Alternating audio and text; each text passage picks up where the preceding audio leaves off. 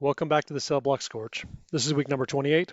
Once again, this is Rocket Man reading the winning submission from Lost. The prompt for this week came from Pesci and was two parts, A Picture of a Beach at Night and The Seven Deadly Sins. As a quick refresher, here's a list of the seven deadly sins, helpfully listed in the order that they make an appearance in the story. Lust, envy, greed, pride, sloth, wrath, and gluttony. The name of this piece is Rowan. There are always on the people on the beach at night, and Rowan was taking it all in. He spent most of his time watching people and coming up with stories for them. Sometimes he themed them, and others he just went with whatever felt right. He could never get enough. Even when he was at work, he was constantly rewriting his coworkers' lives, to the point where he wasn't quite sure what was fact and fiction about some of them. Tonight there weren't very many people out, but there were interesting people out. To his right he saw a woman staring at the moon hungrily as she tried to capture the scene on the page in front of her. Rowan decided that her name was Isabel. Isabel was a starving artist, but not because she wasn't making enough money for food. Isabel sold plenty of her art, but she was never really satisfied with it. Her artistic soul was starving for the something to really spark her desires. She was always looking for the next thing to draw, lusting after the perfect muse. Rowan turned his attention to the man lying on the waves, so that the waves covered him as they came in. He was a James for sure. Rowan told himself that James wished that he could move with the waves like the seaweed that he felt tickling his legs with the latest wave. James felt like the seaweed had something he could never achieve with its movement in the water, and he hated it. The best he could do was let the waves wash over him and feel the sand move from underneath him. James had a pretty bland personality if he was envious of seaweed, but Rowan didn't need everyone to be super interesting. Different people inspired different types of stories, and Rowan wasn't one to limit himself. His attention turned to a man sitting on the stairs, sorting through the shells. Rowan had some trouble coming up with his name, but after watching him meticulously study each shell while murmuring to himself, he came up with Cade.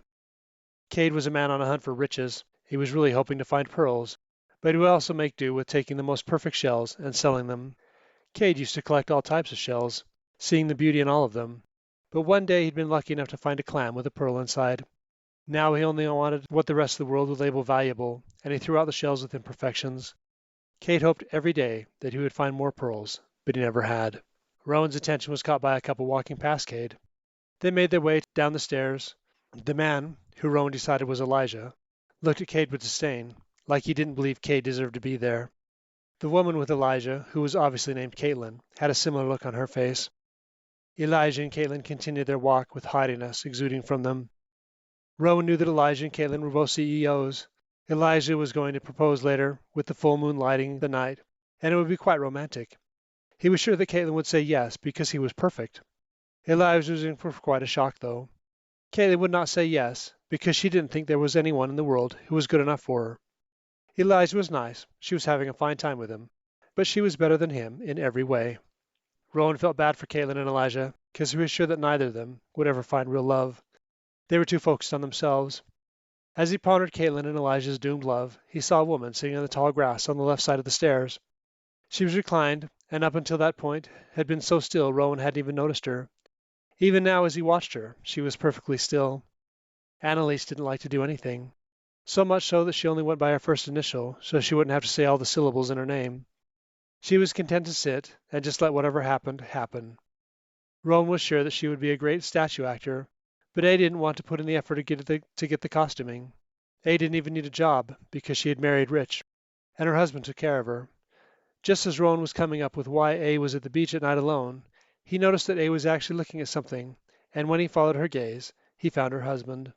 He was an energetic man, who was building a sandcastle. It seemed rather childish, but when Rowan looked closer, he realized that A's husband actually had some real sandcastle building talent. Tana was a self-made billionaire, whose hobby was sand sculpting. Right now he's having difficulty because he hadn't accounted for the tide coming in when he started building, and now the ocean was destroying his castle. Tana was yelling about how he hated the ocean and the tides. Tana always got his frustrations out with yelling and cursing. It did not take much to get Tana riled up. Having wrapped up Tanner's story, Rowan looked around for his next story, but he saw no one else on the beach.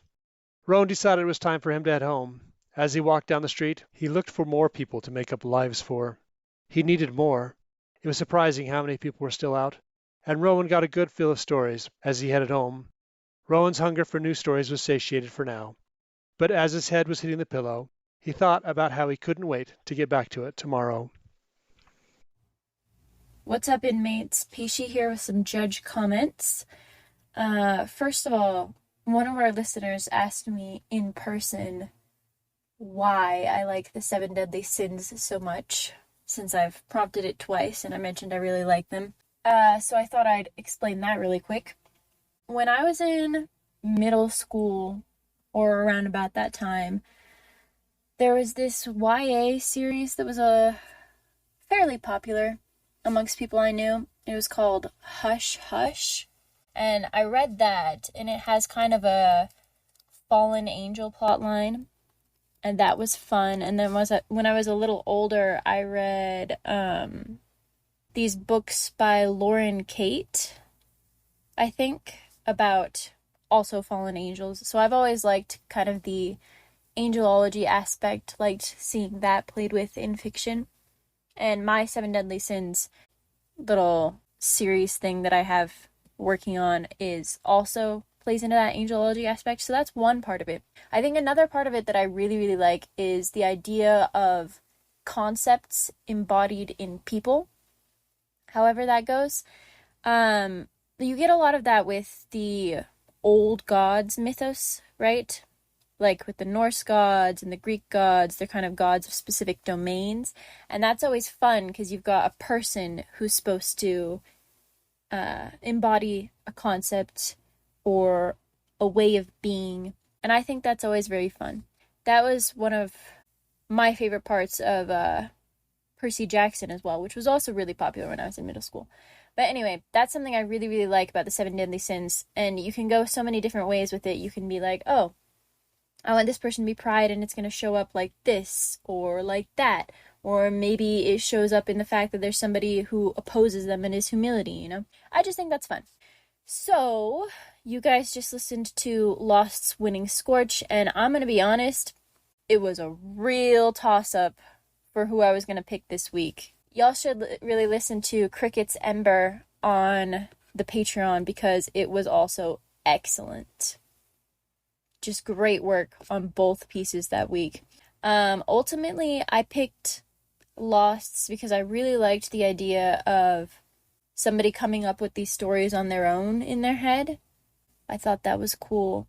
That Rowan, none of it is necessarily true, but Rowan's just seeing it all through his lens, and I thought that was a cool take on it. Crickets was also excellent. Got all 7 in there, and there was an interesting twist on it, and it was just a really fun story. So I encourage you all to go check out that Ember because it is great.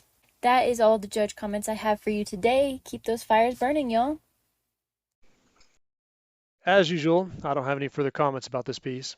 As the winner this week, Lost gave the prompt for week 29, and the prompt was stop the presses. So until next time, keep that fire burning.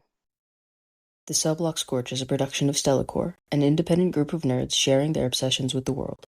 We can be reached at thestellacore@gmail.com through comments on your podcast platform of choice, our Instagram, Stella_core, and at our YouTube, also called Stellacore. Feel free to check out our other productions on our YouTube channel or our cosplays on Instagram. If you would like to support our creative endeavors, you can give a one-time tip to the Ko-Fi of the writer of your favorite Scorches, or check out our Patreon, linked in the show notes. There, you can access the winning Scorches and episode transcripts for free, or sign up for Spark level support for $5 a month to gain access to all of the Scorch submissions.